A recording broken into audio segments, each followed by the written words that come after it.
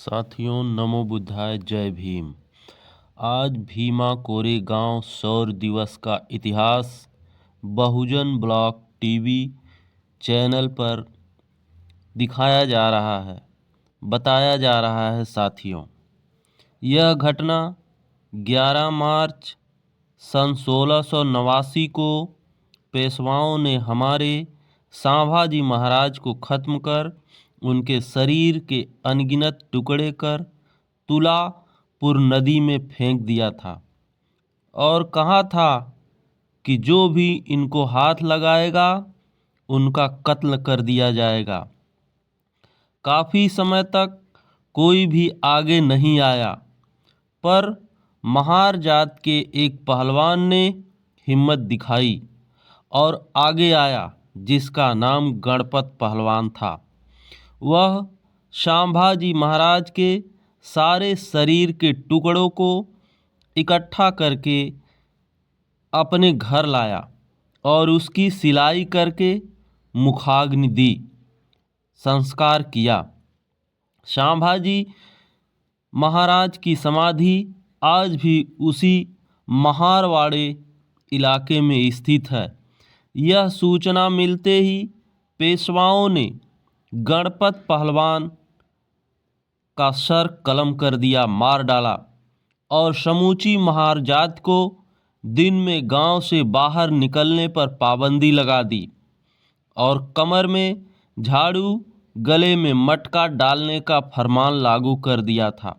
जैसा कि आप बार बार सुनते होंगे कि दलितों, महारों के कमर में झाड़ू और गले में मटका बांधा जाता था और पूरे शहर में यह खबर फैला दी गई कि गणपत पहलवान देवतुल्य हो गया था, इसलिए भगवान को की भेंट चढ़ गया।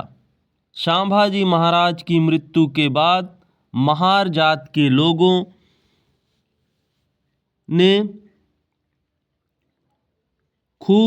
महार जात के लोगों पर खूब अत्याचार इन पेशवाओं ने किया।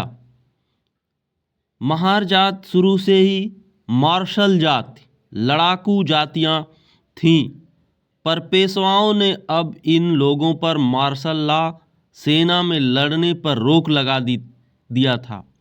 महार अब इनके जुल्म से तंग आकर आ चुके थे और अपने स्वाभिमान और अधिकार के लिए आंदोलन करने की सोच रहे थे। साथियों, दोस्तों, दर्शकों, इस इतिहास को जानना बहुत ही ज़रूरी है। यहाँ तक आपको मैंने कहानी बताई, उस दौरान अंग्रेज भारत में आए थे और वो पेशवाओं की बलशाली सेना पर विजय प्राप्त करना चाहते थे, कर नहीं पाते थे। तभी महार जात का एक नवयुवक सिद्धनाथ को अंग्रेजी सेना में शामिल करने का प्रस्ताव आया। सिद्धनाथ जी ने कहा कि मुझको कुछ समय चाहिए और वो पैदल चलकर पेशवाओं से मिलने गए और कहने लगे कि वैसे तो हमारी अंग्रेज़ों की ओर से लड़ने की कोई मनसा इच्छा नहीं है, मगर तुम हमारे सारे अधिकार और सम्मान हमें दे देते हैं तो हम अंग्रेज़ों को यहाँ से भगा देंगे। इस पर पेशवाओं ने कहा कि तुम्हें यहाँ कोई अधिकार नहीं मिलने वाला है, तुम जिस तरह से हो उसी तरह से रहोगे।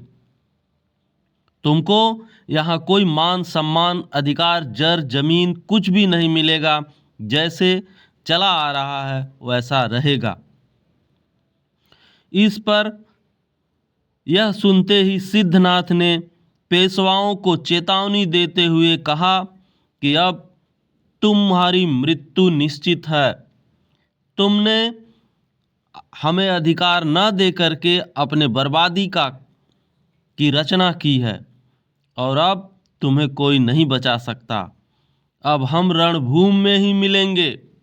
अब सिद्धनाथ अंग्रेज़ों से मिले और अंग्रेज़ों से कहा कि आप हम आपकी तरफ से इन पेशवाओं से लड़ने के लिए तैयार हैं, लेकिन उसके बदले में हमें आप हमारा मान सम्मान अधिकार लौटाना होगा। अंग्रेजों ने सिद्धनाथ की बात मान ली। तब सिद्धनाथ 500 महार सैनिकों के साथ, मात्र 500 महार सैनिकों के साथ संभाजी महाराज की समाधि पर कसम खाते हैं कि हम अब इन पेशवाओं के राज को समाप्त कर देंगे। नमन करके उन्होंने संभाजी महाराज की समाधि पर चले जाते हैं और कहते हैं कि मैं संभाजी महाराज के खून का बदला जरूर लूँगा। उसके बाद 7 दिन तक चले युद्ध में भूखे प्यासे रह करके महारों ने 500 वीर 28,000 सैनिकों के टुकड़े टुकड़े करके उनको खत्म कर देते हैं।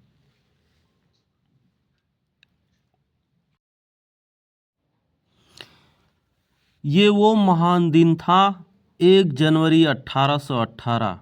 इसलिए ये दिन शौर्य दिवस नाम से जाना जाता है, जहाँ स्वयं बोधिसत्व भारत रत्न बाबा साहेब डॉक्टर भीमराव अंबेडकर जी इन महान वीरों के लिए अपने श्रद्धा का सुमन अर्पित करने हमेशा जाया करते थे, उन्हें याद किया करते थे और उन्होंने वहाँ रोया था, अश्रु बहाए थे कि ऐ हमारे पूर्वजों, यदि आप नहीं रहे होते तो आज हमारी स्थिति और बद से बदतर होती। उन महावीर सैनिकों को जिन्होंने हमारे लिए इतनी बड़ी लड़ाई लड़ी थी।